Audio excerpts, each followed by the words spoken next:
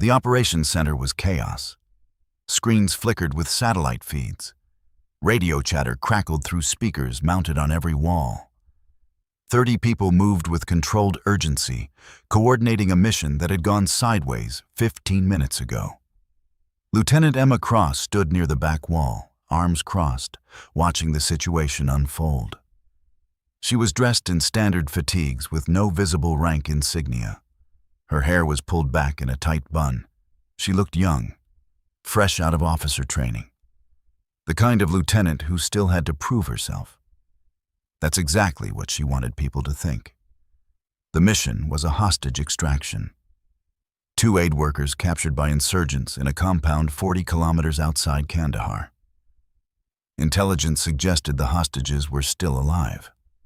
The window for extraction was closing. Fast.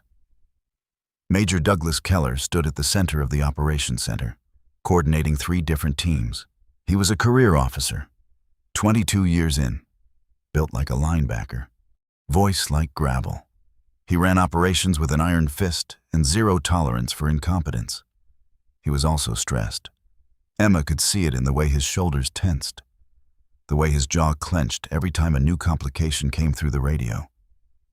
The assault team was pinned down. Enemy fire from multiple positions. The extraction helicopter couldn't land. Ground support was 10 minutes out. The hostages were running out of time.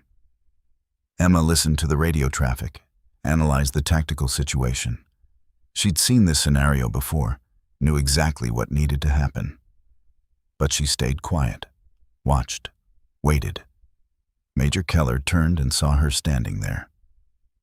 "Lieutenant," he barked, "you have a reason for being in my operations center?" "Yes, sir. I was told to report here for..." "I don't care what you were told. We're in the middle of a critical operation. Unless you have relevant intel, get out."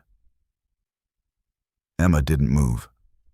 "Sir, I have experience with this type of extraction. If you'd..." "Stand down, rookie." Keller's voice rose above the noise. Half the room turned to look. This isn't a training exercise. This is a real mission with real lives on the line. I don't need some fresh lieutenant second-guessing my tactics. I'm not second-guessing, sir. I'm offering to help. Help? Keller's face reddened. You probably graduated from officer school 6 months ago. You've never seen real combat. You have no idea what's happening out there. Emma opened her mouth to respond, but Keller cut her off. I said stand down. That's an order. Go back to whatever desk you crawled out of and let the experienced operators handle this. The room was silent, except for the radio chatter. Everyone was watching now. Watching the major put a young lieutenant in her place. Watching her take the verbal beating without flinching. Emma's expression didn't change. Yes, sir. She turned to leave. Before we continue, hit that subscribe button right now and stay with this story all the way to the end.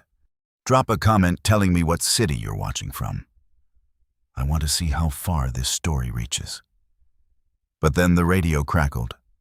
A voice cut through the static. Calm, controlled, requesting authorization. Command, this is Eagle 2. We need air support. Enemy positions are too fortified. Request Ghost 1 for immediate deployment. Major Keller grabbed the radio. Eagle 2, Ghost 1 is not available for this operation. You have standard air support inbound. ETA 8 minutes. Command, with respect, we don't have 8 minutes. We need Ghost 1 now, or we're aborting. Keller's jaw tightened. He looked at the tactical display, looked at the map, looked at the countdown timer showing how long until the hostage's location was compromised. Eagle 2, stand by. He turned to his second-in-command. Captain Rodriguez. Where's Ghost 1? Rodriguez checked his tablet. According to the roster, Ghost 1 is on base, available for deployment. Then get them here, now. Rodriguez hesitated. Sir, you're not going to like this. What? Rodriguez looked past Keller, looked directly at Emma, who was still standing near the door. "Ghost One is already here, sir." Keller turned, stared at Emma. "What the hell are you talking about?" Emma stepped forward. Her voice was calm, professional. "Sir, I'm Ghost One." The room went completely silent. Keller's expression went from confusion to disbelief to something approaching rage. "That's not possible. Ghost One is a drone operator, one of the best in the theater. 43 successful missions, 0 civilian casualties. That operator has 43 successful missions," Emma finished. 0 civilian casualties, 87 confirmed hostile eliminations, 3 hostage extractions under fire. I know the stats, sir. They're mine. Keller stared at her. "You're telling me you're Ghost One?" "Yes, sir. The same Ghost One that took out that convoy of insurgents in Helmand province last month? The one that provided overwatch for the Kabul embassy evacuation?" "Yes, sir." Keller looked like he'd been hit with a brick. He turned to Rodriguez. "Is this true?" Rodriguez nodded. "Lieutenant Emma Cross, Callsign Ghost One. Top-rated MQ-9 Reaper pilot in the entire theater. She's been operating out of the classified wing. Most personnel don't know her real identity." Keller's face went through several shades of red. He looked at Emma, looked at the screens, looked at the radio still demanding Ghost One's deployment. "Why didn't you say something?" he finally asked. "I tried, sir. You told me to stand down."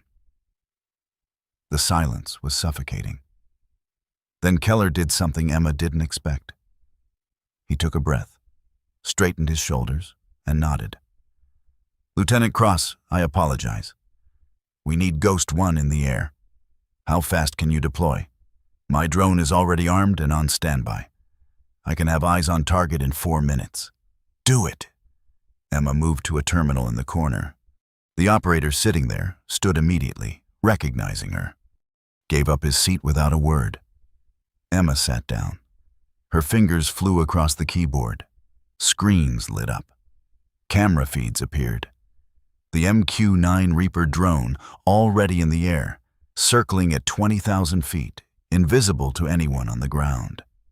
She pulled up the tactical map, overlaid it with the assault team's position, located the enemy positions based on the radio traffic and the heat signatures her sensors were picking up. "Command, Ghost One is live. I have eyes on target." Keller stood behind her, watching the screens. "What do you see?" 3 enemy positions, rooftop, north corner, ground level, east wall, and a machine gun nest in the second-floor window, west side. The assault team is pinned between all 3. "Can you neutralize them?" "Yes, sir. But I need confirmation. Rules of engagement?" "Weapons free. Take them out." Emma's hands moved with practiced precision. She designated the first target, the rooftop position, 2 insurgents with AK-47s. The Reaper's Hellfire missile locked on. Rifle 1 away. On the screen, the missile detached, fell through the air, struck the rooftop with surgical precision. The explosion was small, controlled. When the smoke cleared, the insurgents were gone. The roof was scorched but intact. No collateral damage to the building.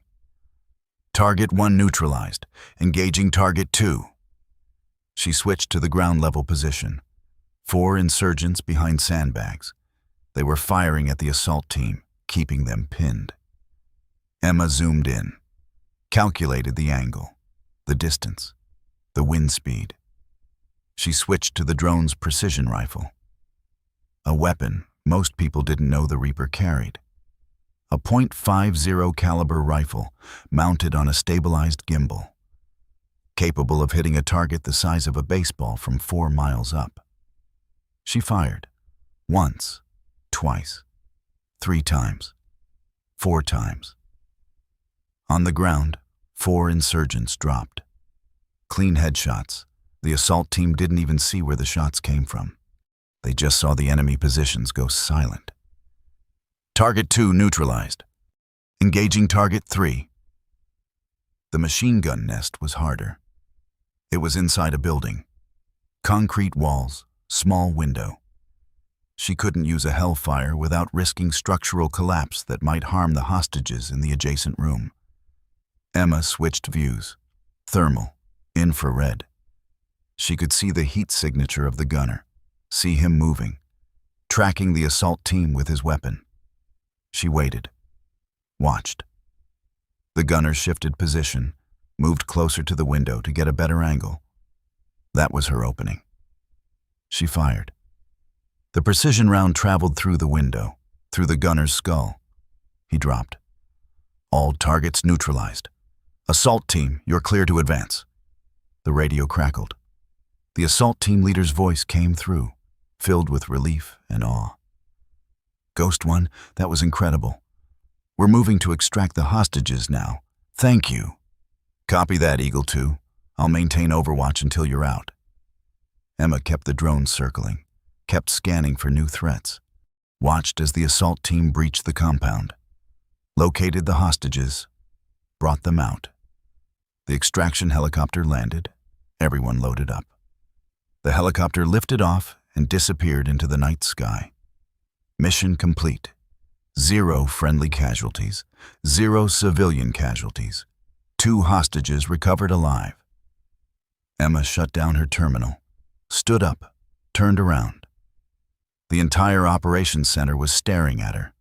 Major Keller stood at the front, his expression unreadable. Then someone started clapping. Captain Rodriguez, then another operator, then another. Within seconds, the entire room was applauding. Emma's face showed nothing. She just nodded once and walked toward the exit. Lieutenant Cross, Keller called out. She stopped, turned. Yes, sir. Keller walked over. Up close, she could see the conflict in his eyes. Pride, shame, respect. That was exceptional work, he said quietly. I owe you an apology, a real one. You already apologized, sir.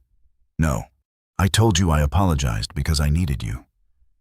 That's not the same thing. He paused. I judged you based on appearance, on assumptions. I saw a young woman and assumed incompetence. That was wrong, unprofessional, and beneath the standards I claim to uphold. Emma met his eyes. Permission to speak freely, sir? Granted. You're not the first person to make that mistake. You won't be the last. I stopped caring about assumptions a long time ago. I just do my job. The results speak for themselves. Keller nodded slowly. They certainly do. How long have you been Ghost One? 2 years, since I finished my training. 2 years and 43 missions. That's an extraordinary record. It's just math, sir. Good intelligence, precise targeting, patience. Nothing extraordinary. That's where you're wrong, Lieutenant. It is extraordinary. Most drone operators wash out after a few months. The pressure, the responsibility, the weight of making life and death decisions from thousands of miles away. You've been doing it for 2 years without a single mistake. Emma didn't respond. She'd learned early that accepting compliments just made people uncomfortable. Keller studied her for a moment. Why the secrecy? Why not let people know who you are? Because the moment people know, everything changes. They treat me differently. They question every decision. They wonder if I'm good enough or if I just got lucky. It's easier to be anonymous, to be judged solely on results. But you're robbing yourself of recognition, of advancement. Your record should have you promoted to captain by now. I don't want to be a captain, sir. I want to fly drones, save lives, complete missions. The rank doesn't matter. Keller shook his head. You're a rare breed, Lieutenant. Most officers would kill for the recognition you've earned. Most officers didn't grow up being underestimated every single day of their lives. The words hung in the air. Keller heard the weight behind them. The years of being dismissed. Of being told she wasn't good enough, smart enough, strong enough, of proving herself over and still being doubted. For what it's worth, Keller said quietly, you have my respect, complete and total. And if you ever need anything, my door is open. Thank you, sir. Emma left the operations center, walked through the corridors of the base. It was late. Most personnel were asleep. The hallways were empty and quiet. She thought about what had happened, about Keller's reaction, about the look on his face when he realized who she was. She'd seen that look before. Shame mixed with respect. The moment when someone's assumptions collided with reality and shattered. It never got old. She reached her quarters, a small room with a bed, a desk, and a locker. Spartan, functional. Everything she needed and nothing she didn't. She sat on the bed and pulled out her phone. 3 messages from her family. Her mother asking how she was doing. Her sister sharing photos of her new baby. Her father sending a simple, "Proud of you," with no context. He knew. He'd been military, understood that she couldn't talk about her work, couldn't share the missions, couldn't explain what she did or why it mattered. But he knew anyway. Fathers always did.